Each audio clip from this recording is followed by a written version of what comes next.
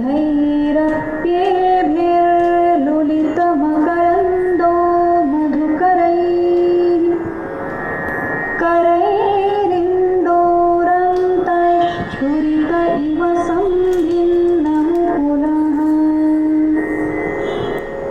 विधत्तां सिद्धिं नो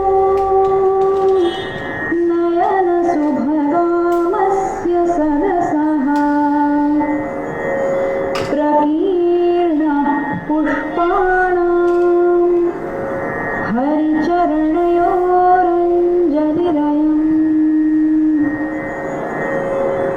शरदिन्दुनिभां शुभ्रां शुभ्रवस्त्रैरलङ्कृतां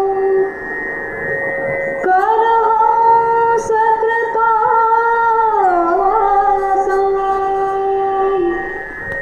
वरदां शारदां नमः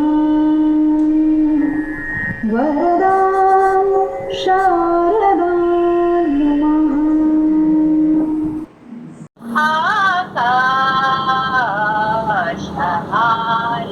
धन्यवाद।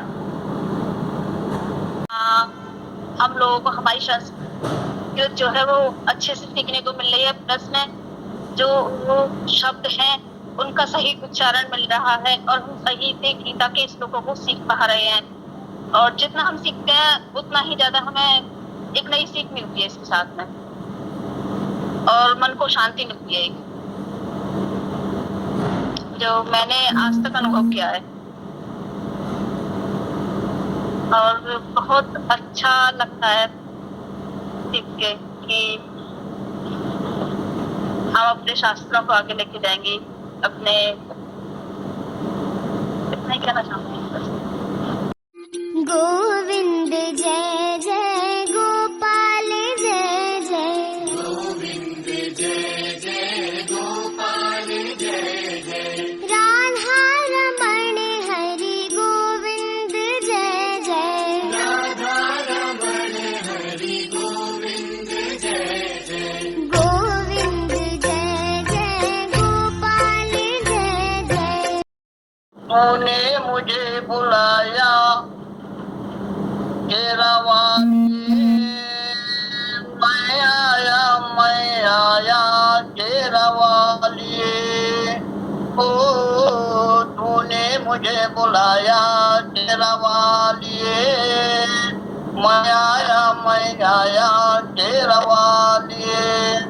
अजोता वाली तारा वाली मेरा वाली, तूने मुझे बुलाया केरवा। सेवा दे रहे थे।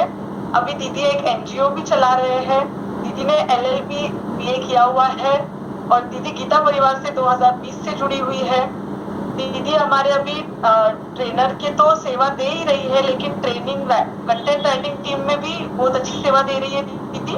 और दीदी कोर ट्रेनर्स के जो सिलेक्शन प्रोसेस वो सब होता है उसी में भी जुड़ी हुई है दीदी।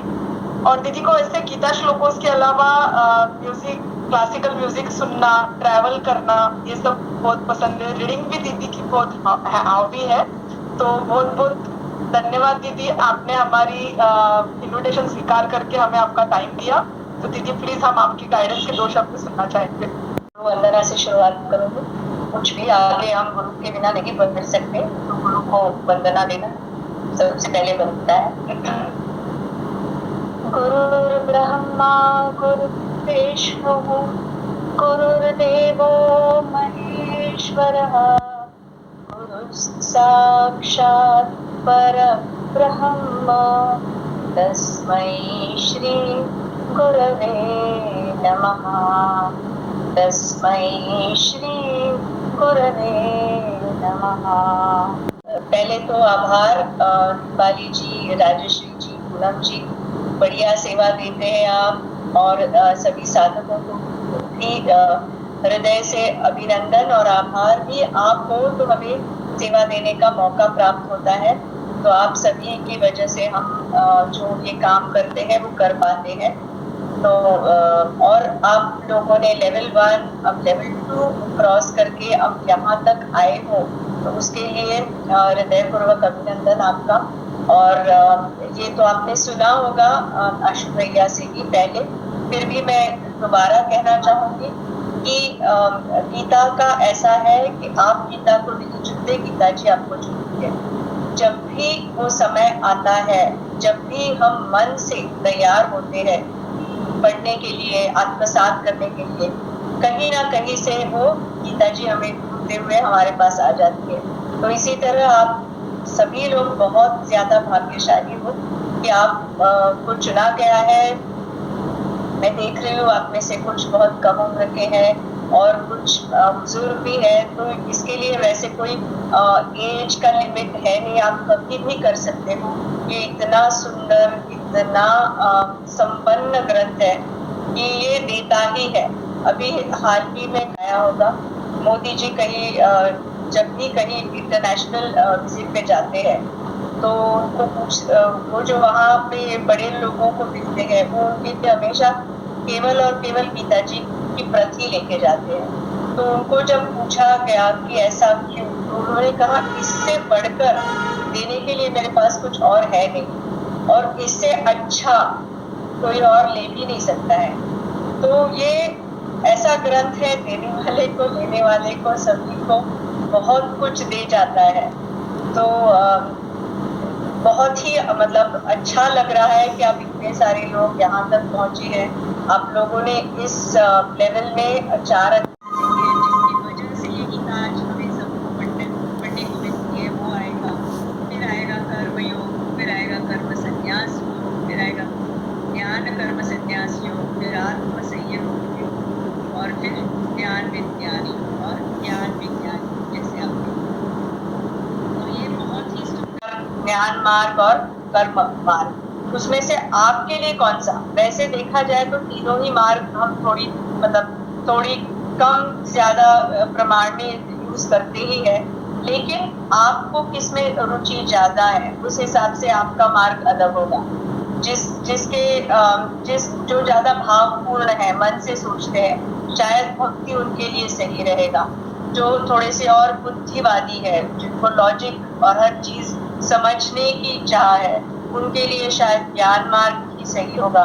और जो है वो जो सोचते हैं कि बस हमें काम करना है, कर्तव्य करते जाना है, उनके लिए शायद कर्म का मार्ग है। तो ये तीनों ही मार्ग प्रशस्त किए गए हैं हमारे लिए, और बहुत सुंदर तरीके से ये पूरे 18 अध्याय जो है इसमें समझाया गया है।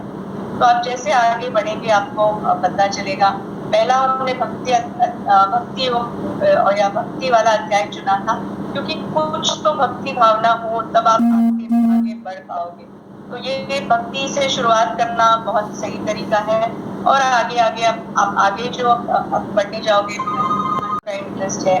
और इसमें ऐसा कुछ नहीं है कोई बहुत तेज गति से आगे बढ़ते हैं, किसी को समय लगता है, पर ये सब अपना स्वयं का मार्ग है, हर एक का अलग होगा। आप उसमें से क्या लोगे वो भी अलग होगा।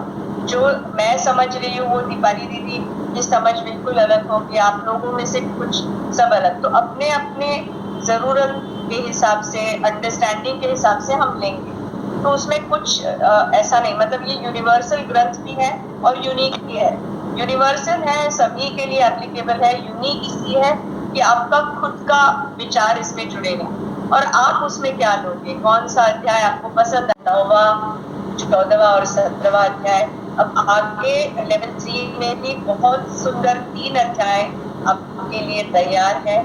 और ये सब आप थोड़ा सोचते भी हो कि ऐसा क्यों 12 से शुरुआत, 15, फिर ये बीच वाले अध्याय।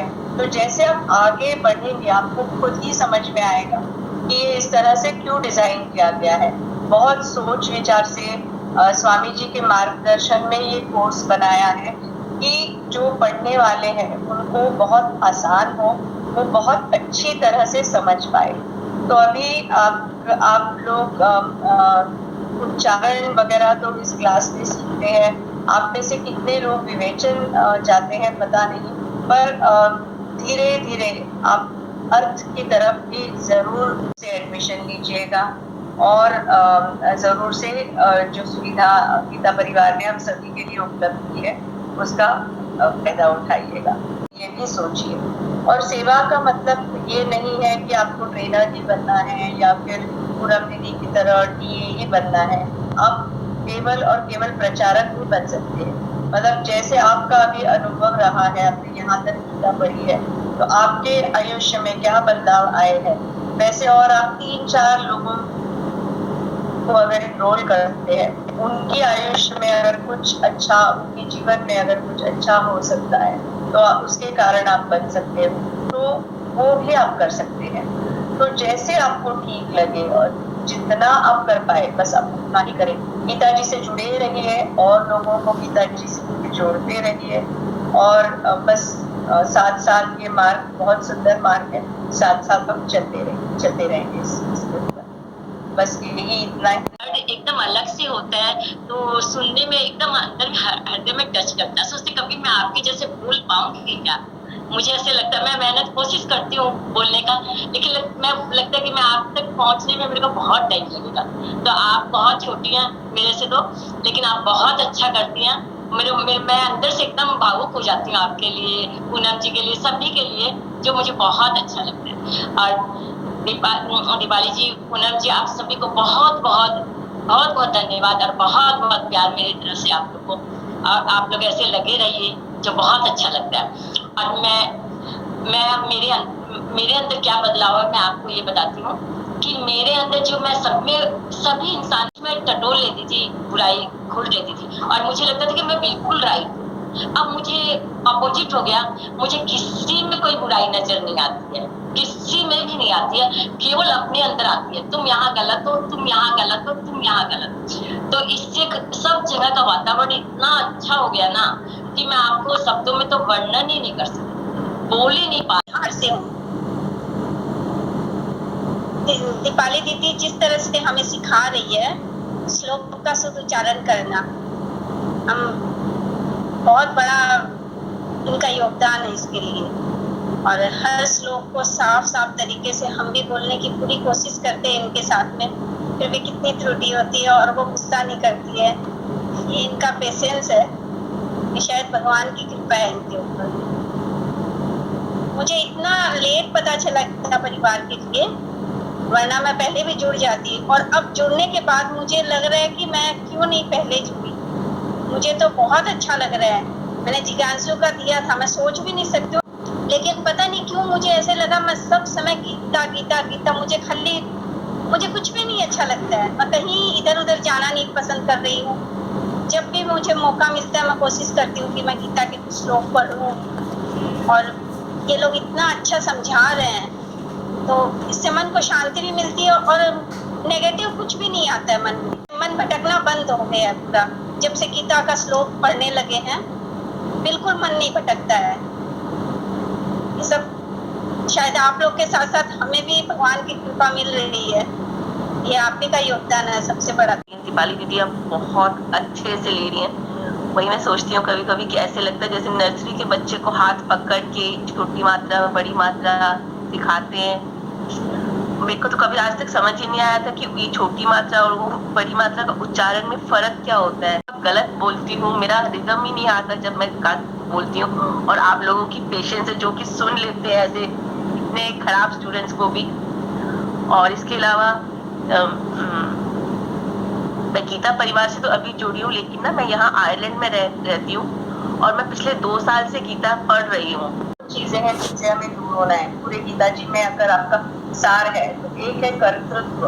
कर्तृत्व मतलब मैं पर, मैंने किया, मेरा है, मैं मतलब अहम। और दूसरा है भोक्तृत्व, मतलब बहुत चीजों के पीछे भागना। ये 2 ही कारण होते हैं हमारे दुख के। ये चाहिए, वो चाहिए, एक कामना पूरी नहीं होती, दूसरी कामना तैयार है। तो ये 2 अगर हम ध्यान में रखें तो बस हम राइट ट्रैक पे है। और आज मैं देख रही हूँ आप लोग ऑलरेडी सिर्फ लेवल 2 पे है, बट ऑलरेडी ये सब बातें कर रहे हैं। तो आई थिंक बहुत कुछ समझ रहे हो और बहुत अच्छी बात है, बहुत अच्छा लगा मुझे। मैं खुद भी भावुक हो रही हूँ आप लोगों की बातें सुन के। बहुत सही दीपाली जी, आपने बहुत अच्छा काम किया। और राजेश जी सभी ने का अवसर भगवान ने प्रदान किया है। इसके अलावा आप लोगों ने जो गीता पढ़ना चुना है, उसमें हमारा ये मानना है, ये आपने नहीं चुना है कि बल्कि भगवान श्री कृष्ण ने आपको चुना है। गीता वही पढ़ सकता है, वही सुन सकता है, वही समझ सकता है जिसको भगवान अपने करीब पाते हैं और भगवान चुनते हैं। इतने धन्य भागी लोगों के बीच में मुझे जो मौका मिला है, राशि दीदी की वजह से और पूनम सिंगल की वजह से मैं इन लोगों का बहुत बहुत आभार प्रकट करता हूँ। राशि दीदी जो आप बीसी है, मेरी बीसी रह चुकी है और मैंने जो कुछ भी बीसी में सीखा है, किया है, शायद इन्हीं से प्रेरणा लेके इन्हीं से सीख कर किया है। आज ये जीसी जरूर है, इन जीसी में भी ये बहुत ही कर्मठ जीसी है और आप लोगों को इनसे बहुत अधिक मदद मिलती होगी।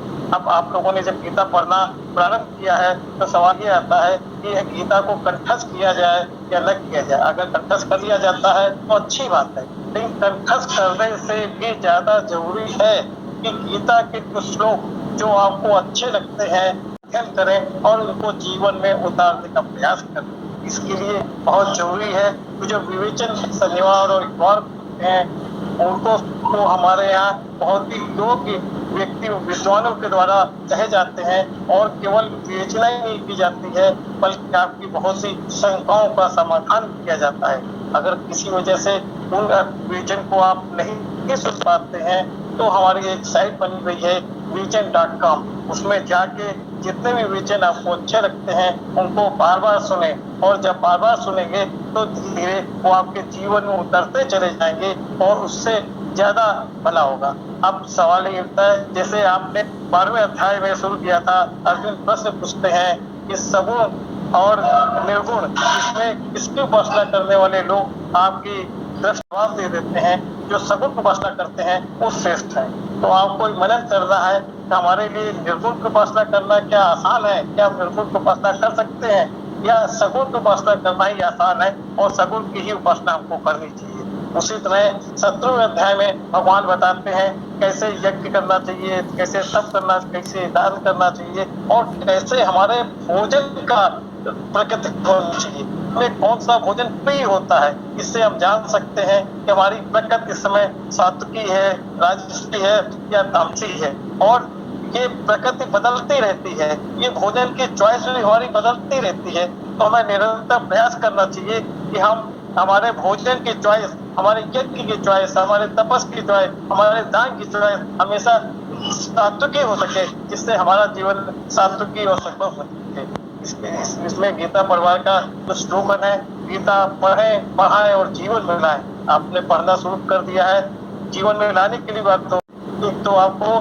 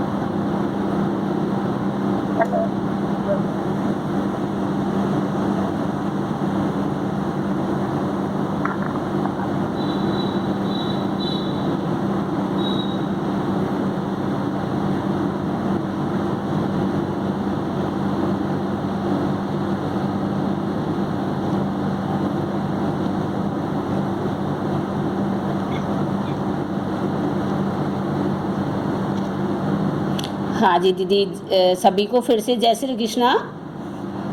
भैया सॉरी मीटिंग ख़त्म हो गई। जी भैया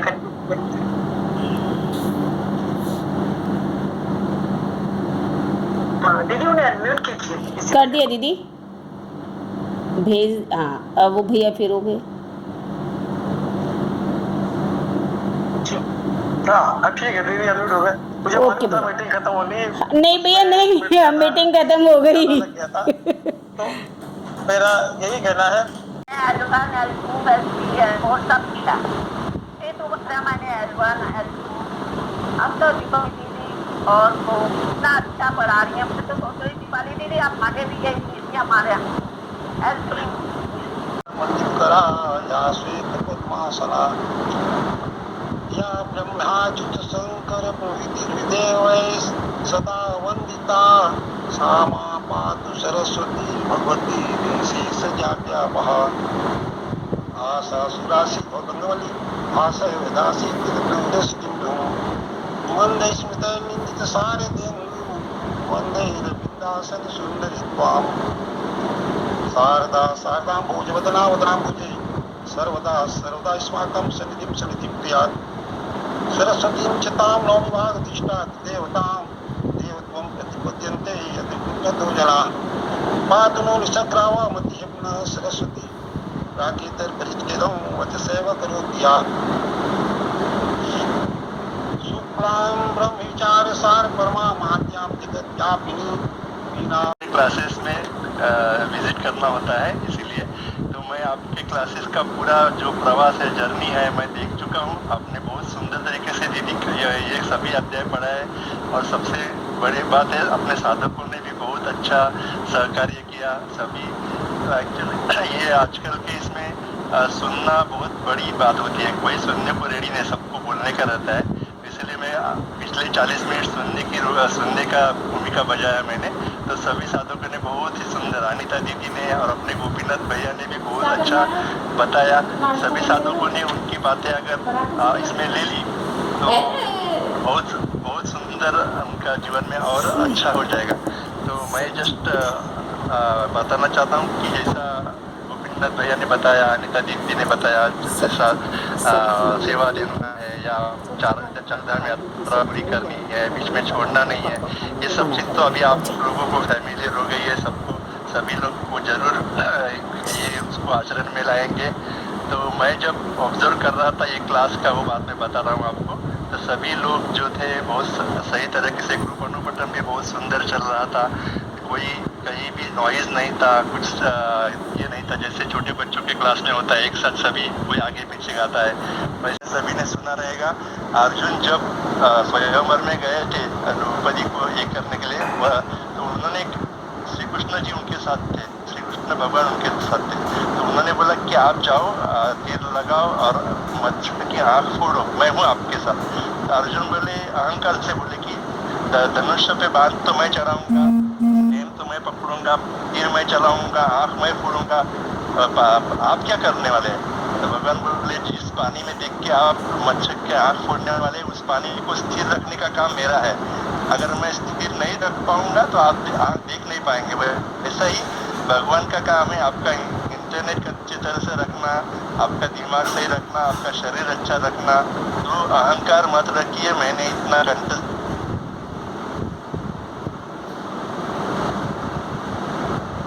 हो गया, मैं गीता दत्ती हो गया, ये सब हमसे करवा के लेता है भगवान कृष्ण भगवान।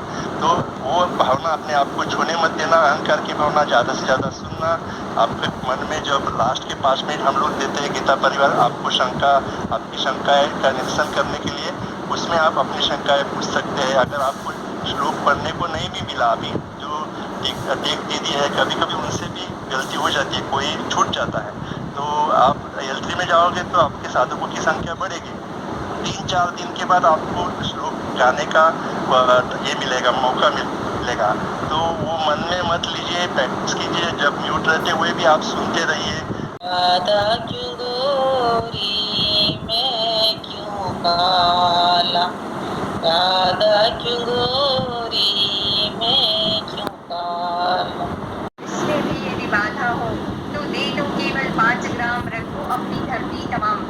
हम वहीं खुशी से खाएंगे, बरसत पर असीना उठाएंगे। दुर्योधन वह भी दे न सका, आशीष समाज की ले न सका। उल्टे हरि को बांधने चला, जो असाध्य था साधने चला। जब नाश मनुज पर छाता है, पहले विवेक मर जाता है। हरि ने विष्णु अवतार किया, अपना स्वरूप विस्तार किया। डगमग डगमग दिग्गज डोले, भगवान को विद होकर बोले। जंजीर पढ़ाकर 7 बजे, हाँ हाँ दुर्योधन बांध बजेंगे।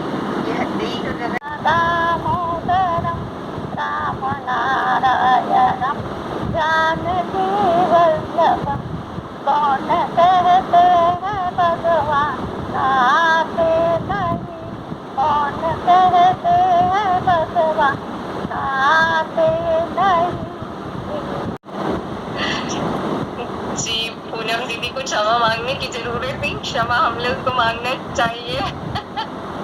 आप लोग इतने अच्छे से सब कुछ करते हैं, फिर भी हम लोग 100% नहीं देते। ऐसा कुछ नहीं दीदी, ऐसा कुछ नहीं है। टाइम के साथ नहीं नहीं दीदी, ऐसी कोई बात नहीं है। देते हैं। आप नहीं हो तो देखो हम क्या करेंगे। आप हो तो हम हैं, आप नहीं तो हम भी नहीं। दीदी मैं राष्ट्र सेविका समिति से जुड़ी हूँ, तो वहाँ पर हमारी प्रार्थना भी संस्कृत में होती है, श्लोक भी बोले जाते हैं, तो जो उच्चारण में सुधार आया है वो सबको समझ में आता है। बारिश का परिणाम शरीर पर, उसके द्वारा मन पर होता है। वैसे ही प्रार्थना का परिणाम हृदय के द्वारा आत्मा पर होता है। तो आइए दीदी चलते हैं समापन प्रार्थना की ओर। सीमा दीदी आप ही प्रार्थना ले लें।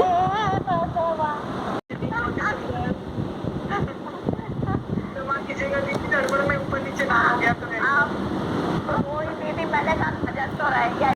इससे अच्छा टेक मुझे आज तक नहीं मिला। जी दीदी, जी पूनम दीदी का भी बहुत बहुत धन्यवाद, आपका भी धन्यवाद और सारे साधकों का भी। और सबसे एक ही रिक्वेस्ट है कि ऑडियो से जो कृष्ण बारिश का परिणाम शरीर पर, उसके द्वारा मन पर होता है। वैसे ही प्रार्थना का परिणाम हृदय के द्वारा आत्मा पर होता है। तो आइए समापन प्रार्थना की ओर चलते हैं। साधकों का सभी का 2 शब्द से मैं धन्यवाद करना चाहूँगी। यूं ही हासिल करो L2 की सफलता, यूं ही हासिल करो L2 की सफलता। एक दिन तुम भी गीता परिवार में इतिहास रचाओगे। पार करो हर बाधा को, सारे जग पर तुम छा जाओगे। मिली है L2 की सफलता, मिली है L2 की सफलता। मिलकर आनंद उत्सव मनाएं। इसी तरह आगे बढ़ते रहना, यही मेरी शुभकामनाएं।